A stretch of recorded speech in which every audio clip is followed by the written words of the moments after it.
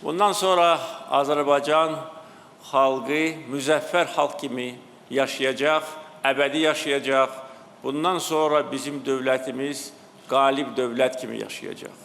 Bu böyük xoşbəxtlikdir hamımız üçün, Azərbaycanda yaşayanlar, Azərbaycan vətəndaşları üçün, xaricdə yaşayan Azərbaycanlılar üçün, müstəqillik dövründə yetişən gənclər, vətənpərvərlik ruhunda yetişən gənclər bu tarixi hadisəni, tarixi müjdəni Azərbaycan xalqına bəxş etmişdir. Vətən uzaqda deyil, vətən daha yaxındır.